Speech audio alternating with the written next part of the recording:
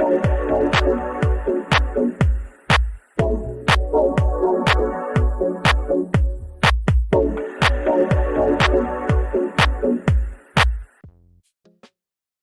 Everyone, I am Santosh. ಇವತ್ತು ನಾವು ಮತ್ತೆ ಎ ಐ ಫಾರ್ ಆಲ್ ಅನ್ನೋ ಕೋರ್ಸಲ್ಲಿ ನೆಕ್ಸ್ಟ್ ಟಾಪಿಕ್ ಯೂನಿಟ್ 2ನಲ್ಲಿ ಸ್ಟಡಿ ಮಾಡ್ತಾ ಇದ್ವಿ. ಲಾಸ್ಟ್ ವಿಡಿಯೋನಲ್ಲಿ ಏನು ಸ್ಟಡಿ ಮಾಡಿದ್ವಿ? ಪಾಸಿಬಿಲಿಟೀಸ್ ಆಫ್ ಎ ಐನಿಂದ ಏನೇನು ಮಾಡ್ಬೋದು ಅನ್ನೋದನ್ನು ತಿಳ್ಕೊಂಡಿದ್ವಿ. Let us see the very important part. ಅದ್ಯಾವುದು? Introduction to A I ethics. ಹಾಗಂದ್ರೆ ಎ ಐ ಎಥಿಕ್ಸ್ ಅಂದರೆ ಏನು ಆ್ಯಂಡ್ ಇದನ್ನ ಯಾಕೆ ನಾವು ಸ್ಟಡಿ ಮಾಡಬೇಕು? This is the very important point. Okay, A I ಏನು ಮಾಡಬೇಕಾಗುತ್ತೆ, ಅದು ಹೆಂಗೆ ಎ ಐ ಎಥಿಕ್ಸ್ ಅಂದರೆ ಅದು ಎಷ್ಟು ನೈತಿಕವಾಗಿ ಕೆಲಸ ಮಾಡುತ್ತೆ, ಎಷ್ಟು ಪಾರದರ್ಶಕವಾಗಿ ಕೆಲಸ ಮಾಡುತ್ತೆ, ಎಷ್ಟು ನ್ಯಾಯಸಮ್ಮತವಾಗಿ ನಿಮಗೆ ಅದು ರಿಸಲ್ಟ್ ಕೊಡುತ್ತೆ, ಇದೆಲ್ಲ ನಾವು ತಿಳ್ಕೊಬೇಕಾಗುತ್ತೆ. ಬಿಕಾಸ್ ಎ ಐನ ನಾವು ಡೇ ಟು ಡೇ ಆ್ಯಕ್ಟಿವಿಟೀಸ್ನಲ್ಲಿ ಯೂಸ್ ಮಾಡ್ತಾ ಇದ್ವಿ, ಡಿಸಿಷನ್ ಮೇಕಿಂಗಲ್ಲಿ ಯೂಸ್ ಮಾಡ್ತಾ ಇದ್ವಿ, ಅದರಲ್ಲಿ ನಾವು ಡೇಟಾನು ಶೇರ್ ಮಾಡ್ತಾ ಇದ್ದೀವಿ. ದಟ್ಸ್ ವೈ ಎ ಐ ಎಷ್ಟು ರೆಸ್ಪಾನ್ಸಿಬಲಿ ಕೆಲಸ ಮಾಡುತ್ತೆ ಅನ್ನೋದನ್ನು ನಾವು ತಿಳ್ಕೋಬೇಕು. ಅದೆಲ್ಲ ತಿಳ್ಕೊಳ್ಳೋಕ್ಕೆ one of the concept we have is called A I ethics. A I ethics ಅಂದರೆ ಎ ಐ ಎಷ್ಟು ನೈತಿಕವಾಗಿ ಕೆಲಸ ಮಾಡುತ್ತೆ, ಎಷ್ಟು ಮಾರಲಿ ಅದು ಹೆಲ್ಪ್ ಮಾಡುತ್ತೆ ಅನ್ನೋದನ್ನು ನಾವು ಈಗ ತಿಳ್ಕೋಬೇಕು.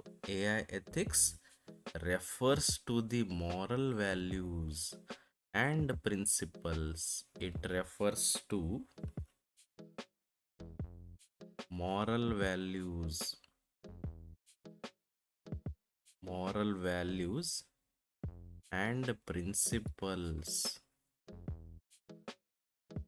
and principles that guide how AI should be designed. AI ಹೆಂಗೆ ಡಿಸೈನ್ ಮಾಡಬೇಕಂದ್ರೆ ಅದು ಮಾರಲಿನೂ ಕರೆಕ್ಟ್ ಇರಬೇಕು, ಆಮೇಲೆ ಅದರದ್ದು ತತ್ವಗಳು ಕರೆಕ್ಟ್ ಇರಬೇಕು, ಬೇಸಿಕ್ ರೂಲ್ಸ್ ಎಲ್ಲ ಕರೆಕ್ಟ್ ಇರಬೇಕು. ಅದಕ್ಕೆ ನಾವೇನಂತೀವಿ? ಎ ಐ ಎಥಿಕ್ಸ್ ಅಂತ ಕರಿತೀವಿ. ಆ ಥರ ನಾವು ಎ ಐ ಡಿಸೈನ್ ಮಾಡಬೇಕಾಗುತ್ತೆ. ಅದು ಮಾರಲಿನೂ ಕರೆಕ್ಟ್ ಇರಬೇಕಾಗುತ್ತೆ ಆ್ಯಂಡ್ ಎಥಿಕಲಿ ನೈತಿಕವಾಗಿಯೂ ಅದು ಕರೆಕ್ಟ್ ಇರಬೇಕು. ಆ ಥರ ಎ ಐ ಡಿಸೈನ್ ಮಾಡಿದರೆ ಮಾತ್ರ ಅದನ್ನು ಯೂಸ್ ಮಾಡ್ಬೋದು. ಅದರ್ವೈಸ್ ಅದು ಜನರಿಗೆ ಇಫೆಕ್ಟ್ ಮಾಡೋ ಚಾನ್ಸಸ್ ಇರುತ್ತೆ, ಸೊಸೈಟಿಗೆ ಇಫೆಕ್ಟ್ ಆಗೋ ಚಾನ್ಸಸ್ ಇರುತ್ತೆ. ಓಕೆ, ಅದಕ್ಕೆ ನಾವು ಎ ಐ ಎಥಿಕ್ಸ್ ಅಂತ ಕರಿತೀವಿ. A I ethics refers to moral values and principles that guide how AI should be designed. A ಐನ ಹೆಂಗೆ ಡಿಸೈನ್ ಮಾಡಬೇಕು ಅನ್ನೋದನ್ನು ಗೈಡ್ ಮಾಡೋ one principle: designed and developed and used in the society. A ಐನ society ಒಳಗೆ use ಮಾಡಬೇಕು ಅಂದರೆ ಅದು ಮಾರಲಿನೂ ಕರೆಕ್ಟ್ ಇರಬೇಕು.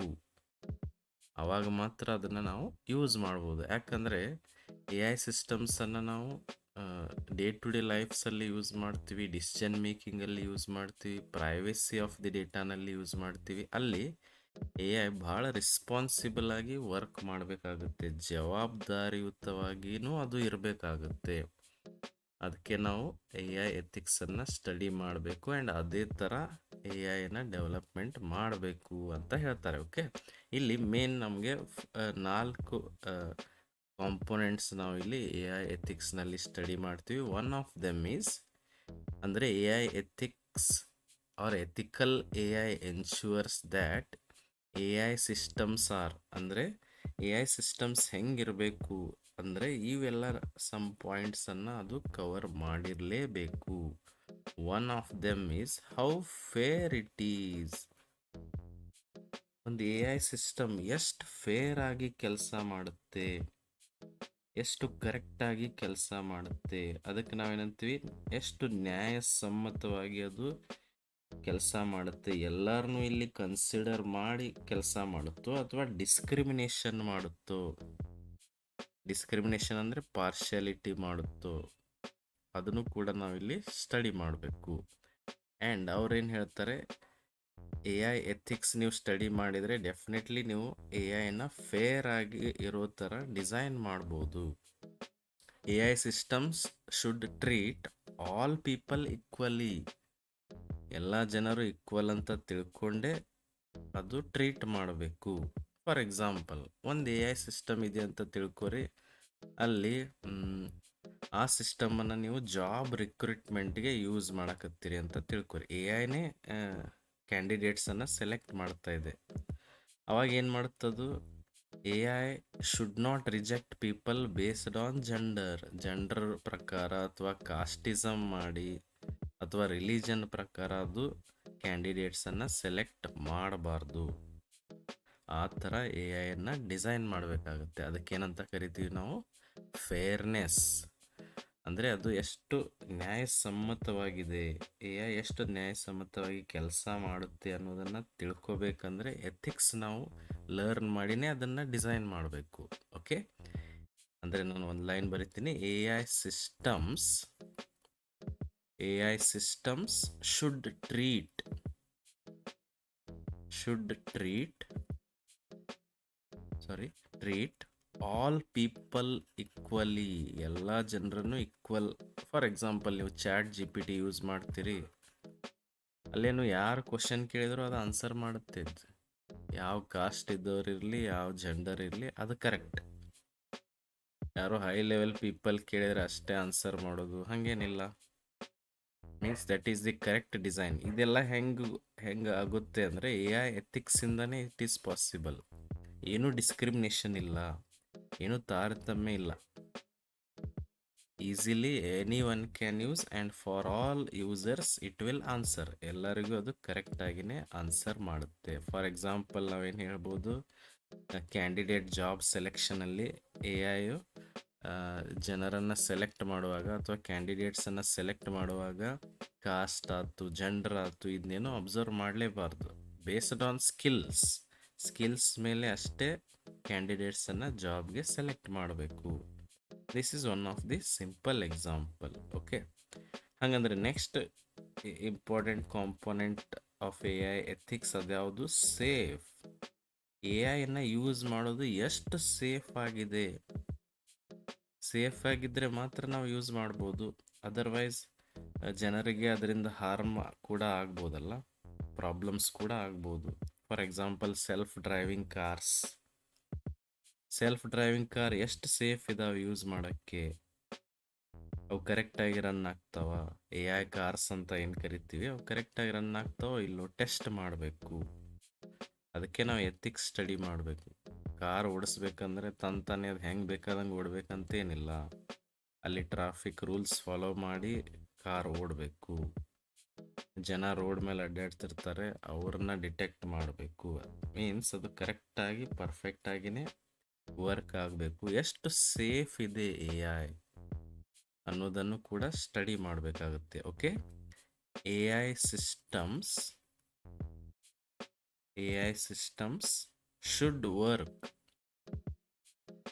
Should work reliably. ಕರೆಕ್ಟಾಗಿ ರಿಲಯಬಲ್ ಆಗಿ ವರ್ಕ್ ಮಾಡಬೇಕು. Without causing harm to the people and society.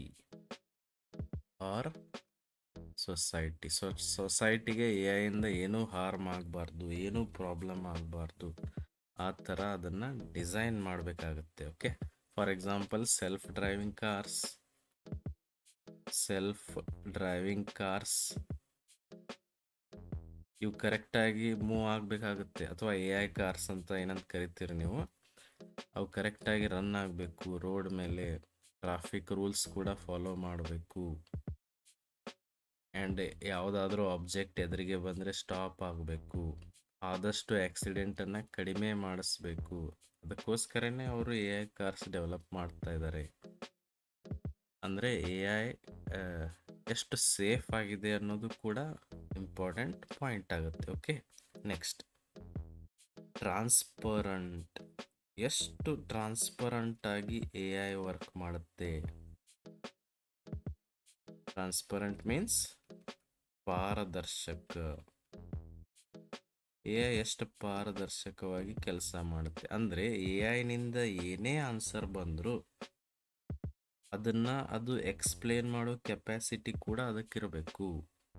ಸುಮ್ಮನೆ ಏನಾದರೂ ಒಂದು ಆನ್ಸರ್ ಕೊಟ್ನಿ ಅಂತ ಹಂಗಲ್ಲ, ಈ ಆನ್ಸರ್ ಯಾಕೆ ಬಂತು ಅಂತ ಹೇಳಬೇಕು, ಅದು ಟ್ರಾನ್ಸ್ಪರೆಂಟ್ ಇರಬೇಕು. ಅದಕ್ಕೆ ನಾವು ಪಾರದರ್ಶಕ ಅಂತ ಕರಿತೀವಿ. ಅಂದರೆ ಎ ಐದಿಂದ ಬಂದಿದ್ದು ಏನೇ ರಿಸಲ್ಟ್ ಇರಲಿ, ಅದು ಸುಮ್ಮನೆ ಏನೋ ಬಂದಿದ್ದಲ್ಲ, ಅದ್ರ ಹಿಂದೆ ಒಂದು ಎಕ್ಸ್ಪ್ಲನೇಷನ್ ಇರಬೇಕು ಅಂತೀವಿ ನಾವು. ಅದಕ್ಕೇನಂತೀವಿ ನಾವು ಎಷ್ಟು ಎ ಐ ಟ್ರಾನ್ಸ್ಪರೆಂಟ್ ಇರಬೇಕು. ಟ್ರಾನ್ಸ್ಪರೆಂಟ್ ಇರಲಿಲ್ಲ ಅಂದ್ರೆ ಏನಾಗುತ್ತೆ, ಅದು ಕೊಟ್ಟಿದ್ದ ಡಿಸಿಷನ್ನೇ ಫೈನಲ್ ಆಗುತ್ತೆ. ಫಾರ್ ಎಕ್ಸಾಂಪಲ್ ನಾನು ಹೇಳಿದ್ನಲ್ಲ, ಯಾವುದೋ ಇಂಟರ್ವ್ಯೂಗೆ ಎ ಐ ಸಿಸ್ಟಮ್ ಡೆವಲಪ್ ಮಾಡಿದಾರೆ ಅಂತ ತಿಳ್ಕೊರಿ. ಎ ಐ ಯಾರೋ ಸೆಲೆಕ್ಟ್ ಮಾಡಿಬಿಡ್ತು, ಬಟ್ ಅದು ಹೆಂಗೆ ಸೆಲೆಕ್ಟ್ ಮಾಡ್ತು ಅನ್ನೋದನ್ನು ಹೇಳಿಲ್ಲ ಅಂದರೆ ಅದು ಟ್ರಾನ್ಸ್ಪರೆಂಟ್ ಇಲ್ಲ ಅಂತ ನೀವು ಹೇಳ್ಬೋದು. ಅಂದರೆ ಅದು ಪ್ರತಿಯೊಂದನ್ನು ಎಕ್ಸ್ಪ್ಲೇನ್ ಮಾಡಲೇಬೇಕಾಗುತ್ತೆ. ಯಾಕೆ ಸೆಲೆಕ್ಟ್ ಮಾಡಿದ್ರಿ, ಸುಮ್ಮನೆ ಸೆಲೆಕ್ಟ್ ಮಾಡಿದರೆ ಅನ್ನಕ್ಕೆ ಬರೋದಿಲ್ಲ. ಅದು each and every process it should explain. Okay, ಅಂದರೆ ಎ ಐದು ಏನು ಡಿಸಿಷನ್ಸ್ ಏನು ಬಂದಿರ್ತಾವೋ ಅದನ್ನು ಜನಕ್ಕೆ ಗೊತ್ತಾಗಬೇಕು, ಯಾಕೆ ಎ ಐ ಈ ಆನ್ಸರ್ ಕೊಡ್ತು ಅಂತ. ಓಕೆ, ಎ ಐ ಸಿಸ್ಟಮ್ಸ್ ಬರಿತೀನಿ ನೋಡ್ರಿ. A I systems should be understandable. ಅಂದರೆ ಅದರಿಂದ ಬಂದಿದ್ದ ರಿಸಲ್ಟ್ ಅಂಡರ್ಸ್ಟ್ಯಾಂಡ್ ಆಗಬೇಕು.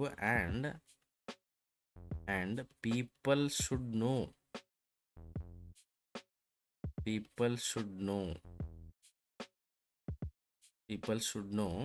How decisions are made. ಅಂದ್ರೇನು, ಇದು ಹೆಂಗೆ ಡಿಸಿಷನ್ ಕೊಡ್ತು ಅನ್ನೋದು ಕೂಡ ಜನರಿಗೆ ಗೊತ್ತಾಗಬೇಕು. ಸುಮ್ಮನೆ ಏನೋ ಡಿಸಿಷನ್ ಕೊಟ್ನಿ ನಾನು ಹಿಂಗಂತಲ್ಲ. ಎ ಐದಿಂದ ಬಂದಿದ್ದ ಡಿಸಿಷನ್ಸ್ ಎಲ್ಲ ಅದು ಯಾಕೆ ಈ ಥರ ಡಿಸಿಷನ್ ಕೊಡ್ತು ಅಂತ ಆನ್ಸರ್ ಮಾಡೋಕ್ಕೆ ಬರಬೇಕು. ಅದಕ್ಕೇನಂತೀವಿ ನಾವು ಟ್ರಾನ್ಸ್ಪರೆಂಟ್. ಫಾರ್ ಎಕ್ಸಾಂಪಲ್, ಒಂದು ಯಾವುದೋ ಬ್ಯಾಂಕು ಲೋನ್ ಅಪ್ಲಿಕೇಶನ್ ಎಕ್ಸೆಪ್ಟ್ ಮಾಡೋಕ್ಕೆ ರಿಜೆಕ್ಟ್ ಮಾಡೋಕ್ಕೆ ಒಂದು ಎ ಐ ಸಿಸ್ಟಮ್ ಯೂಸ್ ಮಾಡ್ತಾ ಇದೆ ಅಂತ ತಿಳ್ಕೊರಿ. ಫಾರ್ ಎಕ್ಸಾಂಪಲ್, ಆ ಎ ಐ ಸಿಸ್ಟಮ್ ಏನು ಮಾಡುತ್ತೆ, ಬರೀ ಲೋನ್ ಅಪ್ಲಿಕೇಶನ್ಸನ್ನು ರಿಜೆಕ್ಟ್ ಮಾಡ್ತಾ ಇದೆ ಅಂತ ತಿಳ್ಕೊರಿ. ಬಟ್ ಯಾಕೆ ರಿಜೆಕ್ಟ್ ಮಾಡಿದ್ನಿ ಅಂತ ಹೇಳ್ತಾ ಇಲ್ಲ. ಇದರ ಅರ್ಥ ಏನು, we are not getting how A I is working. A I ಹಿಂಗೆ ವರ್ಕ್ ಮಾಡ್ತಾ ಇದೆ ಅಂತ ನಮ್ಗೆ ಗೊತ್ತಾಗ್ತಾನೆ ಇಲ್ಲ ಅಂದರೆ ಅದರ ಅರ್ಥ ಏನು, A I is not transparent. ಹಂಗಂದ್ರೆ ಎ ಐ ಏನು ಮಾಡಬೇಕು, ಯಾಕೆ ಇವ್ರನ್ನ ನಾನು ಸೆಲೆಕ್ಟ್ ಮಾಡಿದ್ನಿ ಅಥವಾ ಯಾಕೆ ನಾನು ಲೋನ್ ರಿಜೆಕ್ಟ್ ಮಾಡಿದ್ನಿ ಅಂತ ಅದು ಆನ್ಸರ್ ಕೊಡಬೇಕು. That is V call it as ethical A I. ಅದಕ್ಕೆ ನಾವು ಏನಂತ ಕರಿತೀವಿ, ಅದು ಎಥಿಕಲ್ ಎ ಐ ಅಂತ ನಾವು ಕರಿತೀವಿ. ಸುಮ್ಮನೆ ಏನೋ ಸೆಲೆಕ್ಟ್ ಮಾಡೋ ಹಂಗಿಲ್ಲ, ಅಥವಾ ಇವ್ರ ಪರಿಚಯದಾರನ್ನು ಸೆಲೆಕ್ಟ್ ಮಾಡೋದು ಹಂಗಲ್ಲ. Based on the documents it should select or reject. Okay, next point is very important component. ಅದ್ಯಾವುದು, ರೆಸ್ಪಾನ್ಸಿಬಲ್. ಎ ಐ ಎಷ್ಟು ರೆಸ್ಪಾನ್ಸಿಬಲ್ ಇದೆ, ಎ ಐದಿಂದ ಏನು ಆನ್ಸರ್ ಬಂದಿರ್ತಾವೋ ಅದು ಎಷ್ಟು ರೆಸ್ಪಾನ್ಸಿಬಲಿ ಒಪ್ಕೊಳ್ತಾ ಇದೆ, ಅದು ಕೂಡ ಮ್ಯಾಟ್ರ್ ಆಗುತ್ತೆ. ಫಾರ್ ಎಕ್ಸಾಂಪಲ್, ಎ ಐಯಿಂದ ಒಂದು ಏನೋ ರಿಸಲ್ಟ್ ಬಂತು, ಅದರಿಂದ ಏನೋ ಪ್ರಾಬ್ಲಮ್ ಆದರೂ ಎ ಐನೇ responsible. For example, self driving car ಓಡ್ತಾ ಇರ್ತಾವೆ, ಎಲ್ಲೋ ಆಕ್ಸಿಡೆಂಟ್ ಆಯ್ತಂದರೆ ಅದು ಅವಾಗ ಅದೇ ರೆಸ್ಪಾನ್ಸಿಬಲ್ ಆಗುತ್ತೆ. ಅಥವಾ ಡೆವಲಪರ್ಸ್ ಅದು ರೆಸ್ಪಾನ್ಸಿಬಿಲಿಟಿ ತಗೊಳ್ಳೇಬೇಕು. ನಾನು ಹಿಂಗೆ ರಿಯಾಕ್ಟ್ ಮಾಡಿದ್ನಿ ಗೊತ್ತಿಲ್ಲ ಅನ್ನುವಂಗಿಲ್ಲ. That's why we call it as responsible A I ಅಂತ ನಾವು ಕರಿತೀವಿ. ಯೂಶ್ವಲಿ ಯಾರು ಇರ್ತಾರೆ ಇಲ್ಲಿ, developers of A I, developers and organisations. ಯಾವ ಕಂಪನಿ ಡೆವಲಪ್ ಮಾಡಿರುತ್ತೋ ಆರ್ಗನೈಸೇಷನ್ಸ್ ಶುಡ್ ಬಿ ಅಕೌಂಟೇಬಲ್. ಅವರೇ responsible, should be accountable for the actions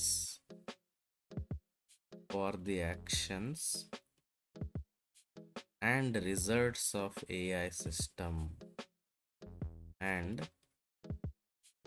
results of A I system. ಅಂದರೆ ಎ ಐ ಸಿಸ್ಟಮಿಂದ ಏನೇ ರಿಸಲ್ಟ್ ಬರಲಿ ಅದಕ್ಕೆ ರೆಸ್ಪಾನ್ಸಿಬಿಲಿಟಿ ತಗೊಳ್ಳೇಬೇಕು. ಇದು ಹೆಂಗೆ ರಿಸಲ್ಟ್ ಬಂತು ನಂಗೆ ಗೊತ್ತಿಲ್ಲ ಅನ್ನೋ ಹಂಗಿಲ್ಲ. You are responsible means developers of A I ಅವರೇ ರೆಸ್ಪಾನ್ಸಿಬಲ್ ಆಗ್ತಾರೆ. For example, A I system wrong medicine information ಕೊಟ್ಟುಬಿಟ್ರೆ ಅವಾಗೇನು ಮಾಡ್ತೀರಿ? ಅದಕ್ಕೆ ಯಾರು ರೆಸ್ಪಾನ್ಸಿಬಲ್ ಆಗ್ತಾರೆ? ಅದಕ್ಕೆ ಯಾರು ಏನು ಡೆವಲಪ್ ಮಾಡಿರ್ತಾರಲ್ಲೋ ಎ ಐ ಸಿಸ್ಟಮ್ ಅಥವಾ ಆ ಕಂಪನಿನೇ ರೆಸ್ಪಾನ್ಸಿಬಲ್ ಆಗುತ್ತೆ. ರೆಸ್ಪಾನ್ಸಿಬಿಲಿಟಿ ತಗೊಳ್ಳೇಬೇಕು. ಅಂದರೆ we call it as ethical A I. ಸುಮ್ಮನೆ ಏನೋ ಆನ್ಸರ್ ಬಂತು ಗೊತ್ತಿಲ್ಲ ಹಿಂಗೆ ಯಾಕಾಯ್ತು ಹಂಗೆ ಹೇಳಕ್ಕೆ ಬರೋದೇ ಇಲ್ಲ. A I is responsible A I, not simple A I. ಅದರ ಅರ್ಥ ಏನು? ಎ ಐದಿಂದ ಏನೇ ರಿಸಲ್ಟ್ಸ್ ಬಂದರೂ ಅದಕ್ಕೆ ಡೆವಲಪರ್ ಆರ್ ಕಂಪನಿ ಅದೇ ರೆಸ್ಪಾನ್ಸಿಬಿಲಿಟಿ ತಗೋಬೇಕಾಗುತ್ತೆ. ಅದೇ ಹೇಳಿದ್ನಲ್ಲ, ಫಾರ್ ಎಕ್ಸಾಂಪಲ್ ಒಂದು A I system wrong medicines information ಕೊಟ್ಬಿಟ್ರೆ ಅದನ್ನೇ ನಾವು ಯೂಸ್ ಮಾಡ್ತೀವಿ. ಅದು ಕರೆಕ್ಟೋ ತಪ್ಪು ಗೊತ್ತೇ ಇಲ್ಲ. ಅವಾಗ ಯಾರು ರೆಸ್ಪಾನ್ಸಿಬಲ್ ಆಗ್ತಾರೆ? ಕಂಪನಿ ಅಥವಾ developers of that A I system ಅವರೇ ಇದಕ್ಕೆ ರೆಸ್ಪಾನ್ಸಿಬಿಲಿಟಿ ತಗೋಬೇಕು. ಹೀಗೆಲ್ಲ ಪಾಯಿಂಟ್ಸ್ ಇದ್ದರೆ ಎ ಐ ಕರೆಕ್ಟಾಗಿ ನಾವು ಎಥಿಕಲ್ ಎ ಐ ಅಂತ ಕರಿತೀವಿ. Otherwise it is not so ethical. Okay, this is very important part of A I. A I ethics ಇರಲಿಲ್ಲ ಅಂದರೆ ಎ ಐ ಸಿಸ್ಟಮ್ನ ನಾವು ನೆಕ್ಸ್ಟ್ ಯೂಸ್ ಮಾಡೋದೇ ಇಲ್ಲ. ಅದು ಫೇರ್ ಇರಬೇಕು, ಸೇಫ್ ಇರಬೇಕು, ಟ್ರಾನ್ಸ್ಪರೆಂಟ್ ಇರಬೇಕು ಮತ್ತು ರೆಸ್ಪಾನ್ಸಿಬಲ್ ಆಗಿ ಇರಲೇಬೇಕಾಗುತ್ತೆ. Okay, got it? ಇದ್ರ ಮೇಲೆ ನಿಮ್ಗೆ ಏನಾದರೂ ಕ್ವಶನ್ ಇದ್ದರೆ you can comment, and if you are new to the channel please subscribe and share the video. Thank you.